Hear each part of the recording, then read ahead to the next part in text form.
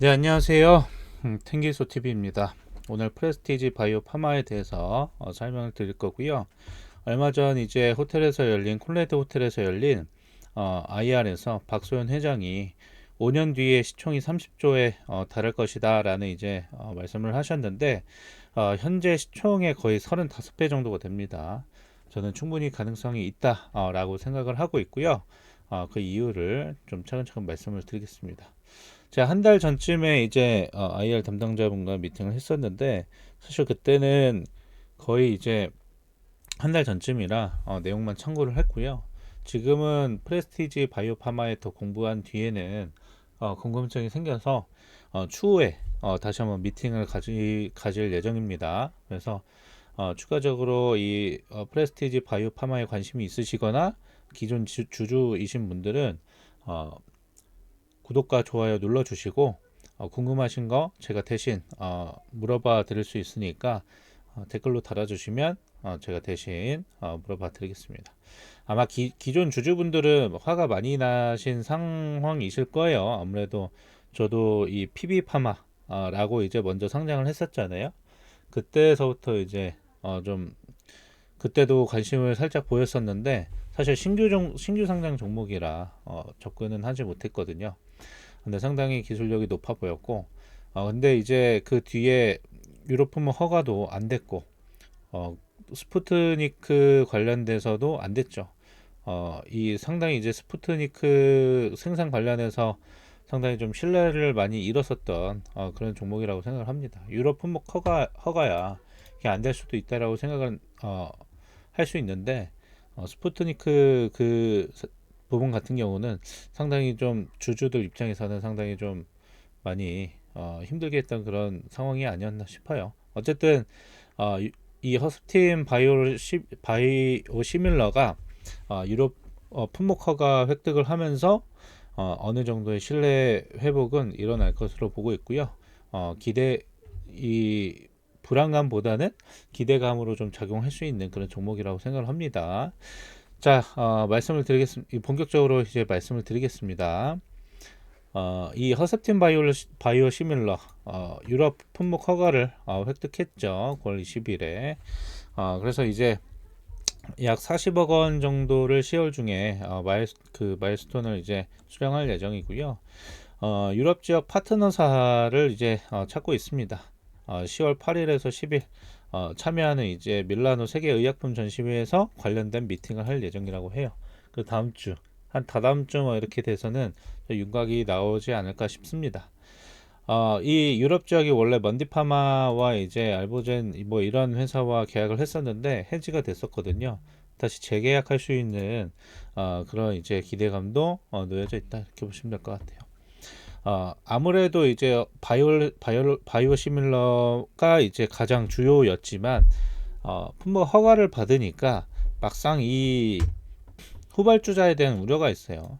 그 당시에도 그랬습니다. 근데 사실 근데도 그 당시에는 신규 상장주에 대한 그런 기대감과 이 제2의 셀트리온이라는 그런 이제 기대감으로 해서 거의 시총 3조 넘게 갔던 걸로 제가 기억을 합니다.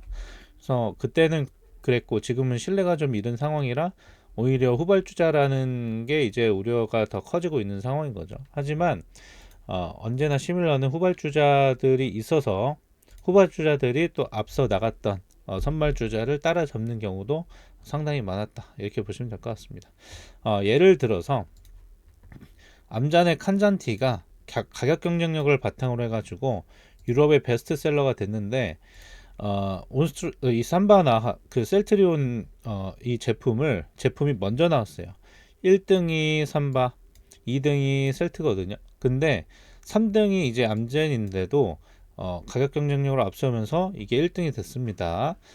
그리고 그 전에도 삼바가 먼저 나고 그다음 셀트잖아요. 근데 셀트가 후발주자임에도 불구하고 그 삼바를 넘어선 그런 사례가 있습니다. 그래서 이 후발주자이긴 하지만 가격 경쟁력을 충분히 확보한다라고 한다면 시장 점유율을 높이는데 크게 어려움은 없을 것이다. 근데 이 경쟁사들이 다 있기 때문에 뭐 엄청난 뭐 20, 30%의 그런 시장 점유율을 한다라는 게 아니고 가격 경쟁력을 앞세워서 10% 정도만 점유를 목표하고 있다. 그래서 현실적으로는 5%에서 10% 정도 생각을 하고 있는데 보수적으로 5%좀 잡아서 10% 이렇게 생각을 하시면 될 것 같습니다.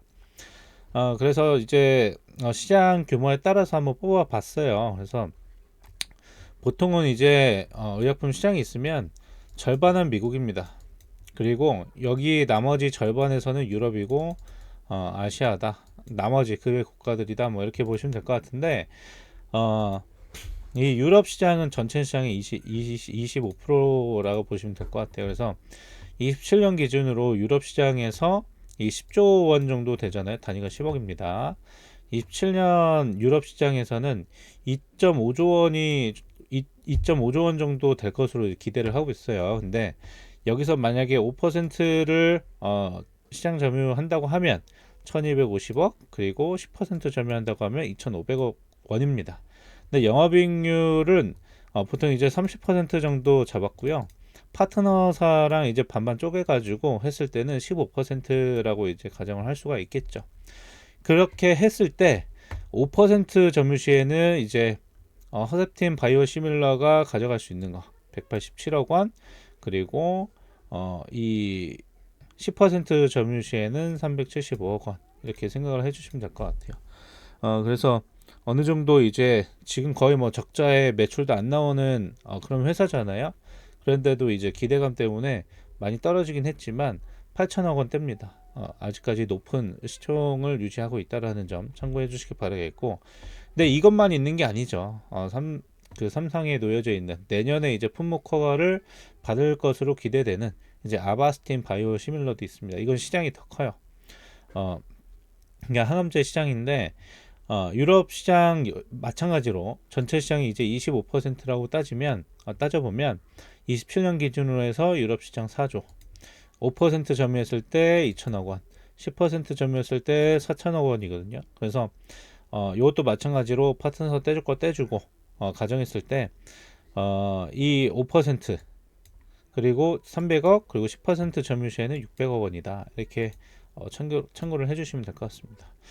근데 요 두 가지는 사실상 그냥 뭐 이 회사가 그냥 살아있다, 뭐 정상적인 회사다라는 점만 이제 보여주는 부분이고, 사실상 이 프레스티지 바이오파마는 이 시밀러가 메인이 아닙니다. 요 가정했을 때 뭐 한 뭐 10% 27년에 5% 점유했을 때 487억 원, 두 가지 다 10% 점유했을 때는 975억 원의 매출 발생한다라는 부분이고요. 정상적인 회사고 기술력이 있는 회사다라는 거를 증명해 주는 것일 뿐, 사실상 이게 뭐 큰 모멘텀이 될 것 같지는 않아요. 예. 우려하시는 것처럼 이게 뭐 빠르게 매출을 뭐 시장을 잠식해 가지고 뭐 선발주자가 아니기 때문에 빠르게 이제 시장 점유율도 엄청나게 높일 수 있는 그런 부분도 아닐 거란 말이에요. 그렇기 때문에 이것만으로는 부족합니다. 텐베거가 되기 위해선. 어쨌든 이 유럽만이고 뭐 다른 뭐 아프리카 지역, 아시아 지역, 그리고 미국 뭐 이런 데를 다 빼고 말씀을 드리는 거기 때문에 최소한의 뭐 그런 규모를 생각해 주시면 될 것 같아요. 그래서 요 시밀러 말고 제일 중요한 건 뭐냐면 이걸 보셔야 돼요. PVP1510을 보셔야 이 프레스티지 바이오파마에 대한 투자 포인트가 좀 잡힌다, 이렇게 보시면 될 것 같습니다. PVP1510은 뭐냐면 췌장암 항체 신약인데요. 미국과 유럽에서 이제 일상을 진행 중에 있습니다. 지금 뭐 상당히 특히 미국에서 이제 임상을 하면 거의 그 한 명당 1억 정도 든다고 하잖아요. 상당히 돈이 지금 많이 들어가고 있는 상황으로 알고 있고, 그렇기 때문에 이 시밀러에서 벌어들인 돈을 이쪽에다가 이제 쏟아볼 계획입니다.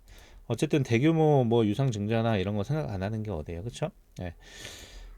이 췌장암 글로벌 치료제 시장은 24년에는 4조 4천억 원, 27년에는 6조 9천억 원, 30년까지는 12조까지 계속해서 고성장할 것으로 예상을 하고 있습니다.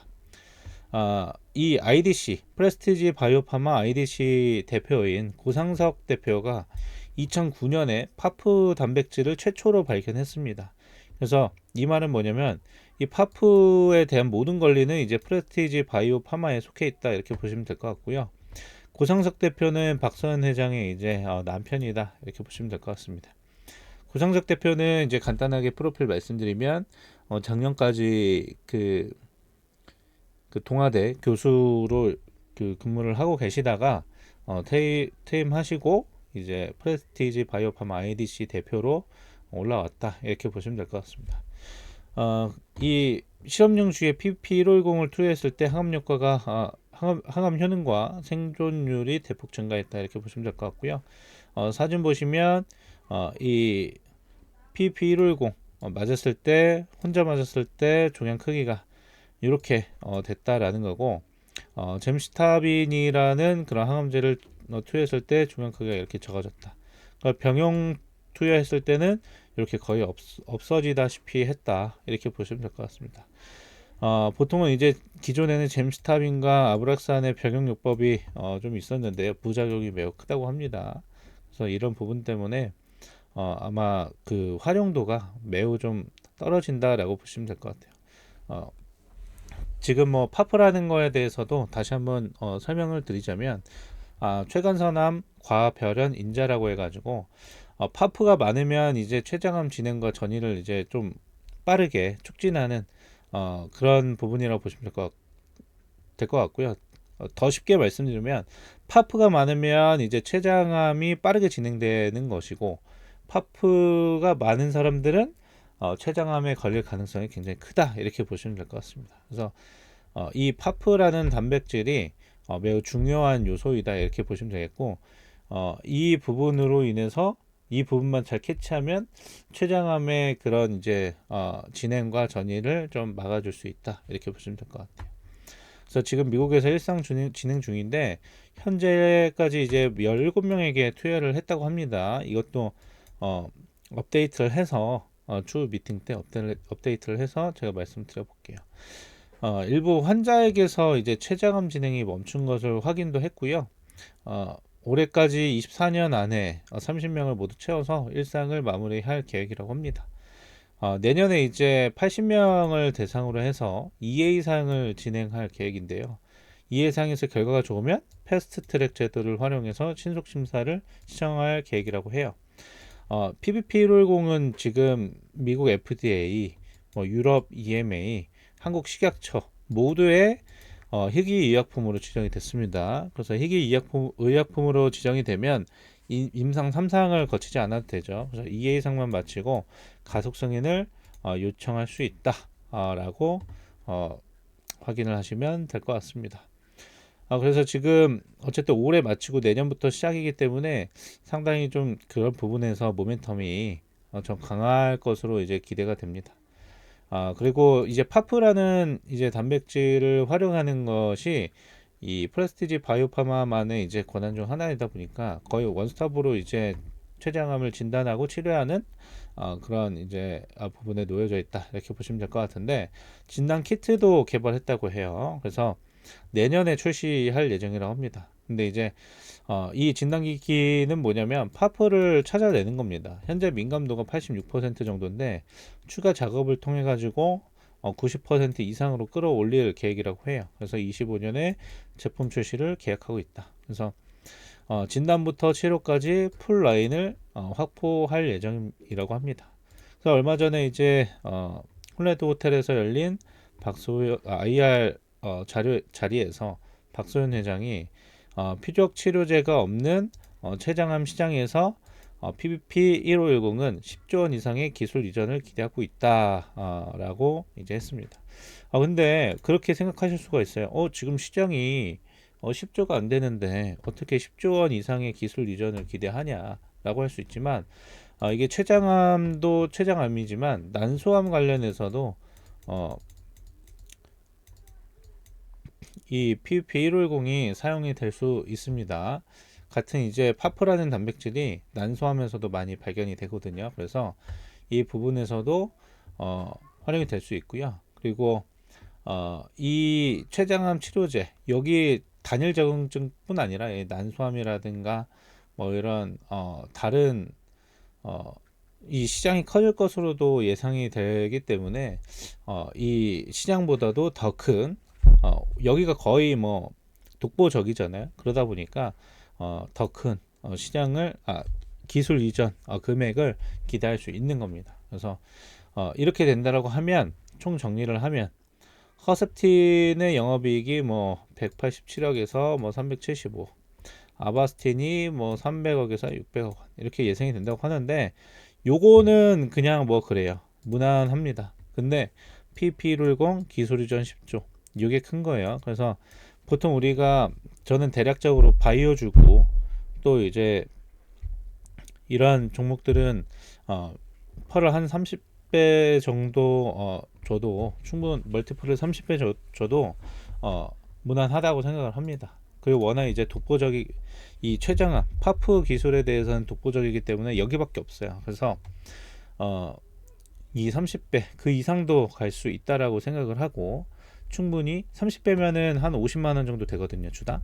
충분히 가능할 것으로 보고 있고 그렇게 되면 현재 알테오젠도 따라잡고 유한양액도 따라잡을 수 있는 겁니다. 그만큼 좀 폭발력이 좀 기대될 수 있는 그런 종목이고요. 우리가 그런 종목들도 다 과거에는 불안불안했어요. 알테오젠도 지금에서야 내용이 다 나오니까 우아하지만 유한양행도 우아하지만 유한양행도 불과 그 FDA 허가받기 1년 전 6개월 전만 해도 상당히 불안불안했었다고요. 믿음이 없었다고요. 한번 주가도 굉장히 많이 데이터 나온 것 때문에 발표 이후에 한번 굉장히 급락한 적이 있거든요.